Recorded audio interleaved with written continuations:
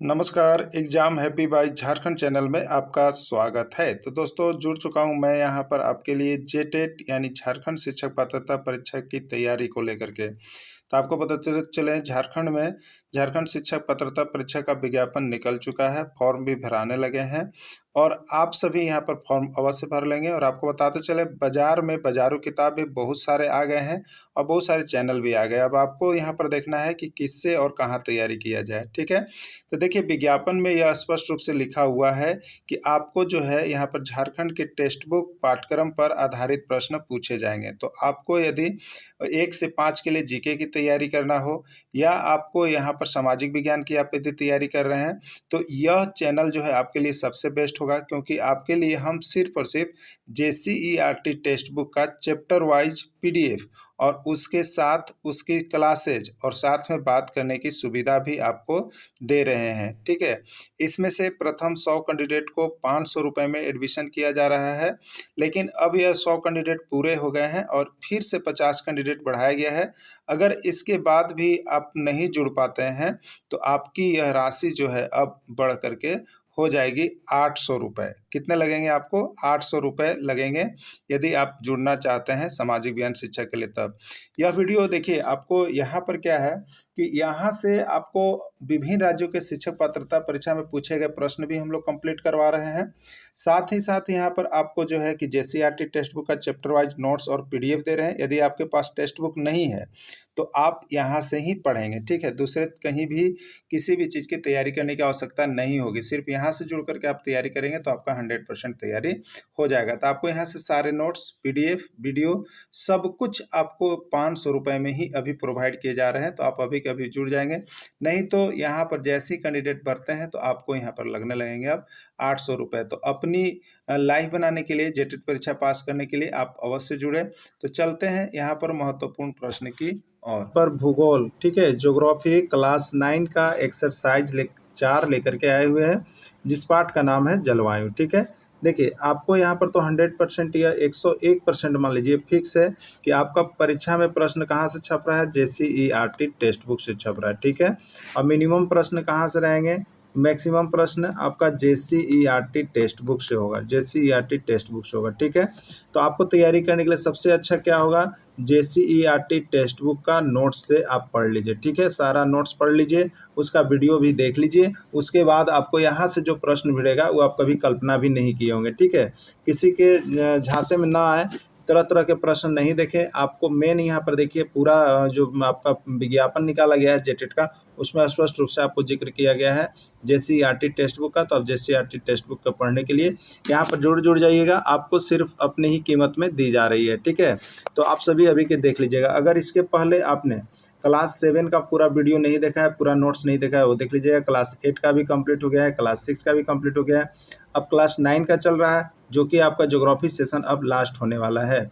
और history session को पहले ही आपको क्या किया गया है? समाप्त कर दिया गया है। तो जो यहाँ पर जुड़ेंगे उनको हिस्ट्री का पूरा नोट्स और PDF जो है अभी कभी जुड़ने के साथ ही मिल जाएगा, ठीक है।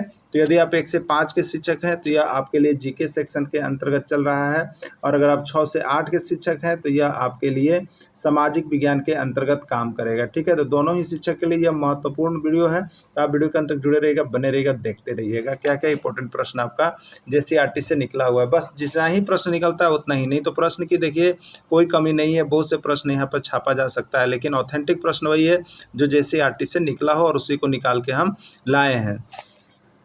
भारत की जलवायु किस प्रकार की है? भारत की जलवायु किस प्रकार की है? यूपी टेट में यह प्रश्न अब तक 8 बार पूछा गया है, बिहार टेट में 1 बार पूछा गया है, CG टेट में 1 बार पूछा गया है और असम टेट में भी 1 बार पूछा गया है। तो देखिए भारत की जलवायु बहुत ही इंपॉर्टेंट क्वेश्चन है, आपके भी एग्जाम में हो सकता है कि आ जाए। तो भारत की जलवायु किस प्रकार की है? मानसूनी, समशीतोष्ण, उष्ण या शीत, ठीक है। तो भारत की जलवायु जो है मानसूनी जलवायु है। यहाँ मानसून जो है अलग अलग होते रहता है, जिसके कारण यहाँ की जलवायु पर अंतर पड़ते रहता है। भारत में मानसून का आगमन निम्नलिखित में से कब होता है? भारत में मानसून का आगमन निम्नलिखित में से कब होता है, ठीक है। देखिए ये प्रश्न आपका जो है CG टेट में 3 बार पूछा है, ठीक है। बिहार टेट में 2 बार पूछा है, और यहाँ पर अगर उत्तराखंड टेट की बात कीजिएगा तो एक बार ही प्रश्न आया हुआ। ठीक है, भारत में मानसून का आगमन कब से होता है? मई के प्रारंभ से, जून के प्रारंभ से, जुलाई के प्रारंभ से, या अगस्त के प्रारंभ से? ठीक है, देखिए प्रश्न है आगमन, आगमन माने आना। ठीक है, तो भारत में जो मानसून आती है वो यहाँ पर 9 जून से प्रारंभ माना जाता है। कितना से माना जाता है? 9 जून से प्रारंभ माना जाता है मानसून का आगमन। ठीक है, जून से। तो यहाँ पर आंसर हो जाएगा जून के प्रारंभ से, यानी जून से ही मानसून का आगमन की शुरुआत होता है 9 जून से। और झारखंड में कितने जून से कहा जाता है? तो 15 जून से। झारखंड में 15 जून से, यानी आंसर इसका जून होगा। जून के प्रारंभ से होगा, तो जून के प्रारंभ से शुरुआत होता है, तो आंसर इसका जून हो गया। ठीक है, भारत में किससे एक सूत्र में बांधने वाला समझा जाता है? भारत में किससे एक सूत्र में बांधने वाला समझा जाता है, आपको बताना है। देखिए प्रश्न बहुत ही अटपटा है, आपको लगेगा मानसून, हिमालय, गंगा या कोई नहीं। ठीक है, तो भारत में किससे एक सूत्र में बांधने वाला समझा जाता है? तो देखिए भारत में एक सूत्र में कौन बांधता है? मानसून। कौन बांधता है? मानसून। कैसे बांधता है? तो बांधता ऐसे है कि आप देखिएगा भारत को एक सूत्र में, जैसे भारत में यदि ठंडी स्टार्ट हुआ, ठंडा का प्रारंभ हुआ, तो आपका दिल्ली में भी अगर ठंडा पड़ रहा है तो आपके झारखंड में भी ठंडा पड़ रहा है, यानी पूरा दिल्ली से लेकर झारखंड तक एक ही सूत्र में बंध गया, और सभी जगह सुनिएगा ठंडा पड़ रहा है। क्या पड़ रहा है? ठंडा। अगर बरसात का मौसम है तो आप देखिएगा, या गर्मी का मौसम है तो आप यदि यहाँ पर झारखंड में हैं तो झारखंड में भी गर्मी पड़ रहा है, तो आपका दिल्ली में भी पड़ रहा है। झारखंड से दिल्ली तक एक सूत्र में बंध गया है पूरा इंडिया, और वो गर्मी का मौसम हो गया है। तो ये एक सूत्र में बांधता कौन है? जलवायु बांधता है। कौन बांधता है? जलवायु जो होता है वो बांधता है। और जलवायु किस पर निर्भर करता है? मानसून पर निर्भर करता है। ठीक है, तो एक सूत्र में कौन बांधता है? मानसून बांधता है। ठीक है, एक सूत्र में मानसून बांधता है। अगला प्रश्न है, भारत में सर्वाधिक वर्षा वाले 2 महीना कौन से हैं? भारत में सर्वाधिक वर्षा वाले 2 महीना कौन से हैं? अप्रैल मई, ये तो गर्मी का महीना होता है। ये किसका महीना होता है? गर्मी का महीना होता है। मई जून, ये भी गर्म का ही महीना होता है। जून शुरुआत माना जाता है, तब भी इसमें उतनी वर्षा होती नहीं है। ठीक है, जून जुलाई, क्या है? जून जुलाई। देखिए जून में तो वर्षा नहीं होती है, बहुत कम वर्षा होती है, लेकिन जुलाई से स्टार्ट हो जाता है। ठीक है, जून में कम वर्षा, जुलाई से हो जाता है। यहाँ पर 2 महीना माना गया है, तो जून तो स्टार्ट होता है, ये इसमें नहीं होता है, लेकिन जुलाई। ठीक है, तो यहाँ पर 2 महीना में हो जाएगा जुलाई और अगस्त, यानी डी नंबर आंसर हो जाएगा। जुलाई और अगस्त 2 महीना जो है, ये 2 महीना जो है सर्वाधिक वर्षा वाला मौसम है। ठीक है, तो जुलाई और अगस्त 2 महीना जो है सर्वाधिक वर्षा वाला 2 महीना इसको माना जाएगा। ये प्रश्न कहाँ पर पूछा गया था? तो ये प्रश्न आपका बंगाल टेट में 2 बार, उड़ीसा टेट में 1 बार, और सीजी टेट में 1 बार पूछा गया है। ठीक है, तो देखिए आप यहाँ पर देख रहे हैं कि आपको हम किस तरह से करवा रहे हैं। आपको हम यहाँ पर विभिन्न राज्यों के जो शिक्षक पात्रता परीक्षा पूछे गए वो भी बता रहे हैं, साथ ही साथ आपको JCRT टेक्स्ट बुक का भी पढ़ा रहे हैं। तो आप लोग यहाँ से नोट्स परचेज करके पढ़ना तो कभी भूलिएगा ही नहीं, भूलिएगा। ठीक है, लेकिन अभी ऑफर हम लोग क्या दे रहे हैं कि नोट्स जिनको दे रहे हैं उनके साथ ही उतनी ही राशि में आपको जो है यहाँ पर क्लास भी प्रोवाइड करवा दी जा रही है। ठीक है, आपको क्लास भी दे दिया जा रहा है, उसका वीडियो भी आपको यहाँ पर बना करके दे दिया जा रहा है, जिससे कि आप यहाँ पर PDF देखने के बाद अगर उसका वीडियो देखेंगे तो आपका रिजल्ट जानते हैं क्या होगा? 101% हो जाएगा। लेकिन खाली PDF पढ़ेंगे और रटेंगे ना तो उससे रिजल्ट ज़्यादा अच्छा नहीं होगा, इसलिए आपको दोनों चीज़ ही हमारी टीम प्रोवाइड कर रही है।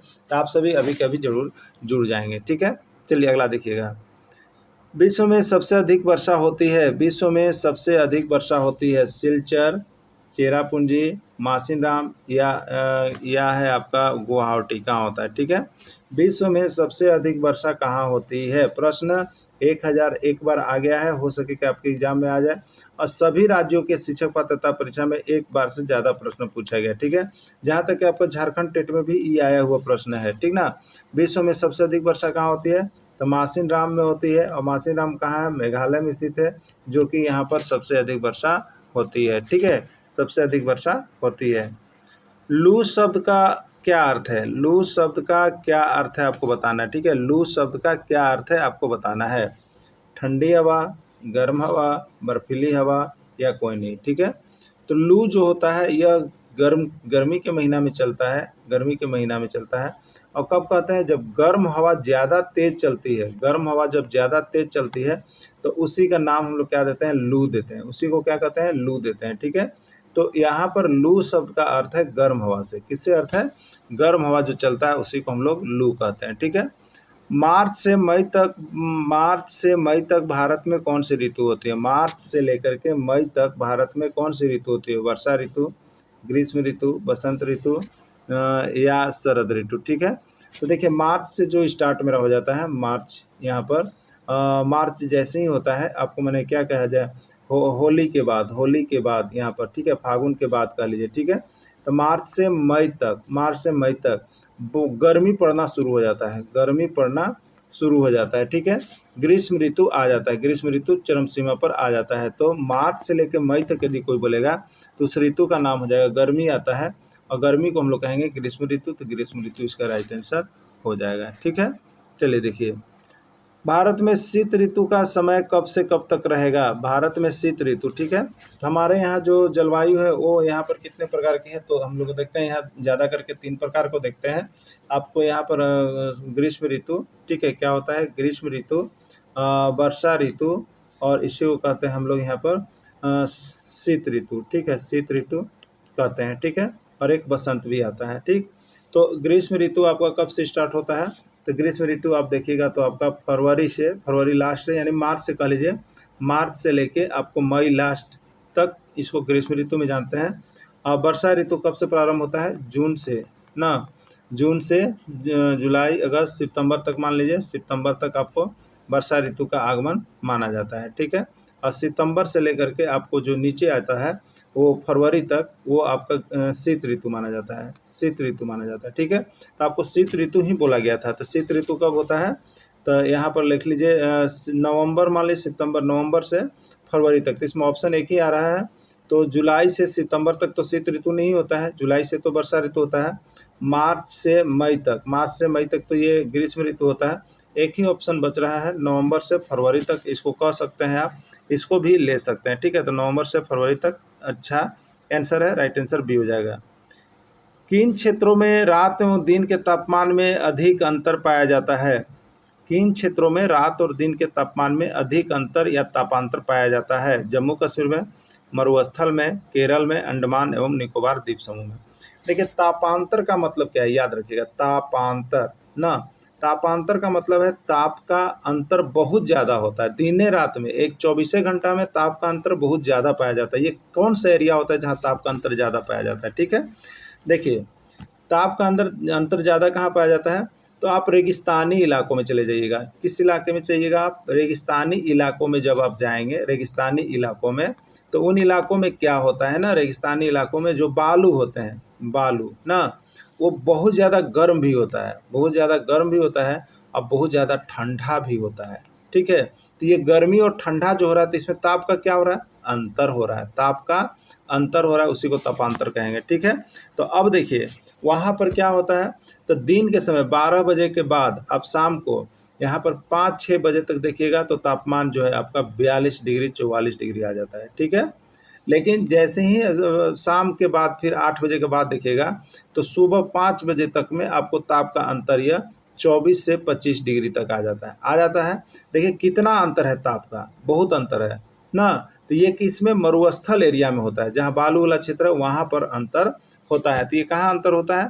तो बालू वाला क्षेत्र थार का मरुस्थल, यानी मरुस्थल में होता है, तो मरुस्थल ही इसका आंसर है। जबकि समतली इलाका, मैदानी इलाके में ऐसा नहीं होता है।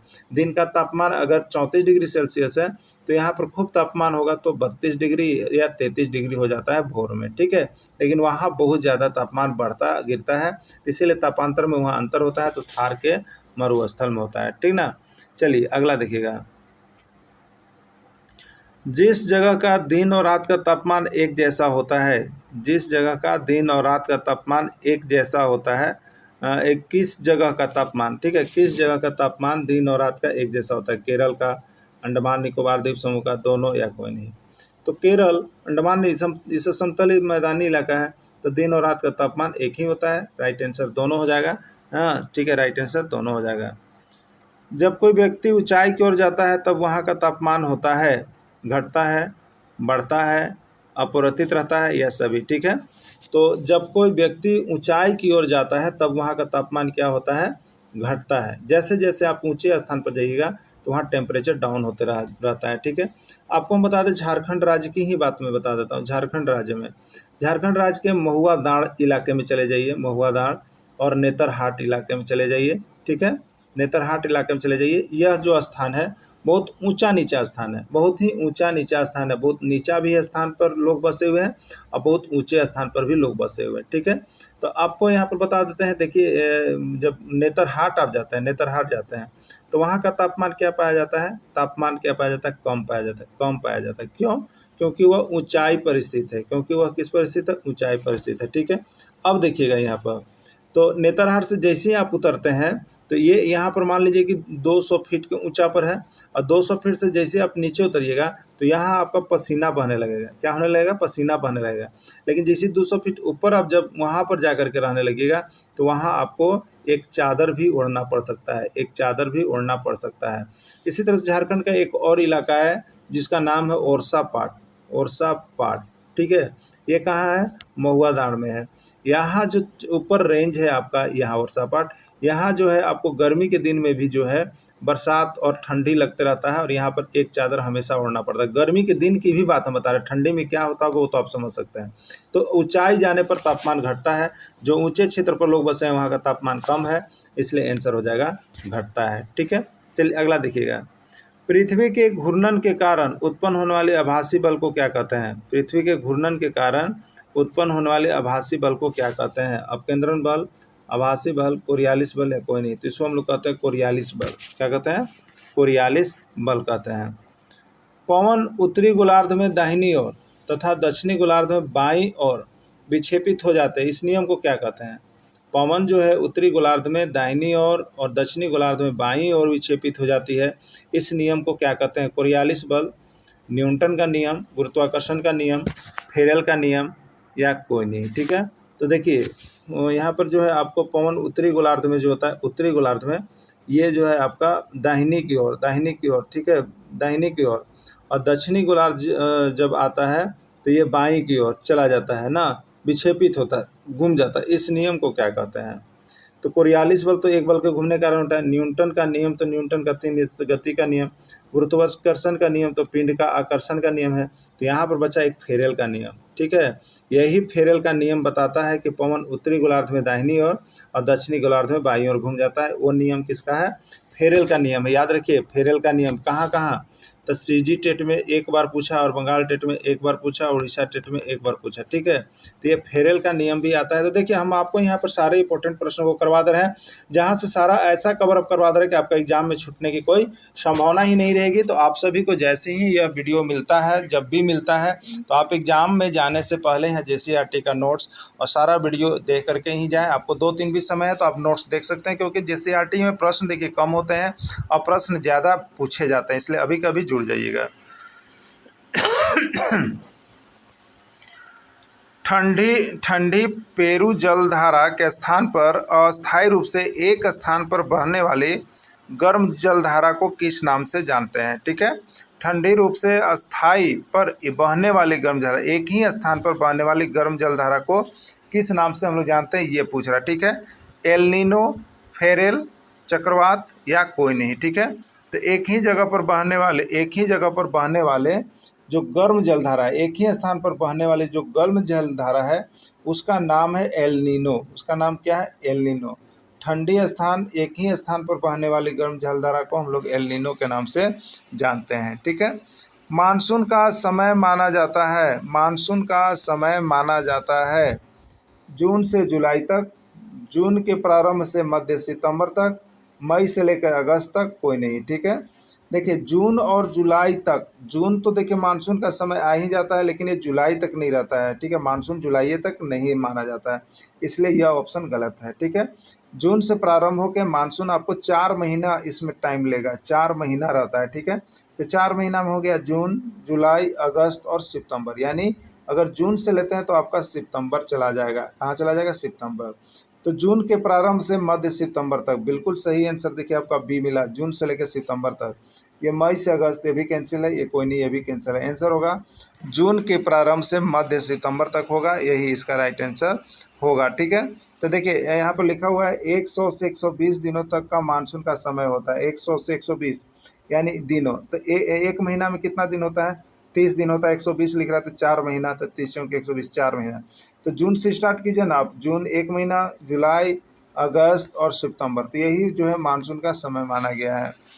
अगला थोड़ा नोट्स है, इसको देख लीजिएगा आप लोग। प्रश्न यहाँ से पूछा जाता है, मानसून की वापसी क्रमशः दिसंबर के पहले सप्ताह से जनवरी के पहले सप्ताह तक उत्तर से दक्षिण की ओर होती है। इस दौरान देश के शेष भाग में शीत ऋतु रहता है। देखिए जैसे ही मानसून का चेंज होता है उत्तर से दक्षिण, तो उस दौरान इधर भी मौसम चेंज हो जाता है। शीत ऋतु उत्तरी भारत में मध्य नवंबर से शुरू होकर फरवरी तक रहती है। शीत ऋतु कब तक रहती है? तो ये नवंबर से प्रारंभ हो जाता है, ठीक है, नवंबर से प्रारंभ हो जाता है ठंडी, और ये कब तक रहती है? तो फरवरी तक रहती है, ठीक ना, फरवरी तक रहती है। भारत में दिसंबर तथा जनवरी सर्वाधिक ठंडा महीना होता है। भारत में जनवरी तथा दिसंबर सर्वाधिक ठंडा महीना होता है ना। तो दिसंबर और जनवरी सबसे ज़्यादा ठंडा होता है, और नवंबर जो होता है बीच में रहता है। इसलिए नवंबर में लोग क्या करते हैं, ना ज़्यादा ठंडा रहता है ना ज़्यादा गर्म रहता है। इसलिए इस समय में क्या होता है, तो शादी विवाह लोग आजकल बहुत ज़्यादा करते हैं, क्योंकि मौसम जो है अनुकूल माना जाता है, ठीक ना। तो यहाँ पर ये क्या है आपको, दिसंबर और जनवरी का सर्वाधिक ठंडा महीना होता है। अगला है, भारत के उत्तर पश्चिम क्षेत्र में दिन के समय चलने वाली हवा को लू कहते हैं, ठीक है। दिन में चलने वाली हवा को हम लोग क्या कहते हैं? लू कहते हैं। बैसाख के महीने में पश्चिम बंगाल में मूसलाधार बारिश होती है, जिसको काल बैसाखी कहते हैं, ठीक है। बैसाख के महीने में पश्चिम बंगाल में मूसलाधार बारिश होती है, जिसको हम लोग यहाँ क्या कहते हैं? काल बैसाखी कहते हैं। कर्नाटक एवं केरल में प्रायः ग्रीष्म ऋतु के अंत में पूर्व मानसूनी वर्षा होती है, जिससे आम की फसल जल्दी पक जाती है। इसको आम्र वर्षा भी कहा जाता है। कर्नाटक और केरल में आम की खेती ज़्यादा होती है, तो यहाँ ग्रीष्म ऋतु में क्या होता है? ग्रीष्म ऋतु के अंत में क्या होता है? पूर्व मानसूनी वर्षा होती है। पहले के जो मानसून से वर्षा होती है, जिसके कारण क्या होता है फायदा, तो आम का फसल पक जाता है। इसलिए इस वर्षा को आम्र वर्षा भी कहा जाता है। इस वर्षा को आम्र वर्षा भी कहा जाता है, याद रखिएगा, ठीक है। अगला है, खासी पहाड़ी की दक्षिण श्रृंखलाओं में स्थित मासिन राम में संसार की सर्वाधिक औसत वर्षा होती है, ठीक है। मासिन राम में खासी पहाड़ी की दक्षिण में स्थित है। खासी पहाड़ी की दक्षिण श्रृंखलाओं में स्थित मासिन राम कहाँ स्थित है? तो खासी पहाड़ी की दक्षिण श्रृंखला में स्थित है मासिन राम, जहाँ संसार की सर्वाधिक औसत वर्षा होती है।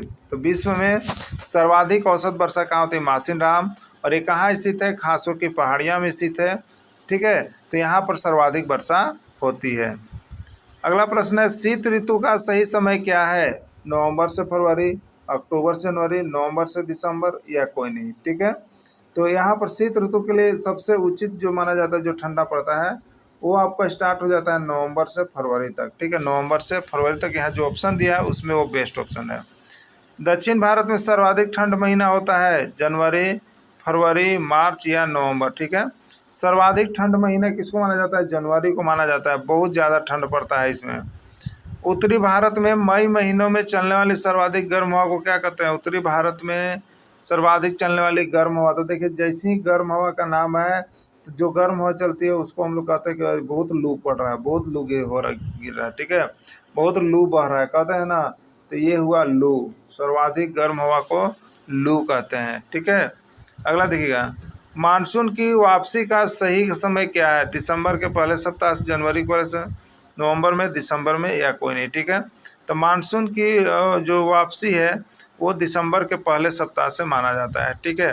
तो इस तरह से आपने यहाँ पर JCERT का क्लास 9 का एक्सरसाइज 4 जलवायु का देख लिया है। अब इसके बाद कल मिलेंगे फिर आपसे नेक्स्ट टॉपिक को लेकर के, जो एक्सरसाइज 5 होगा। तो इस तरह से आपको सारे सब्जेक्ट को चैप्टर वाइज PDF और चैप्टर वाइज आपको वीडियो बना के आपको मिल जा रहा है, जो कि आपके लिए रामबाण काम करेगा। तो आप यहाँ से व्हाट्सएप ग्रुप से जुड़ करके सारे नोट्स और PDF लेकर के अवश्य पढ़ लीजिएगा। एग्जाम में जाने से पहले तक भी पढ़ लीजिएगा। आपको सिर्फ और सिर्फ 500 रुपये में यहाँ से मिल रहे हैं सारे नोट्स। धन्यवाद।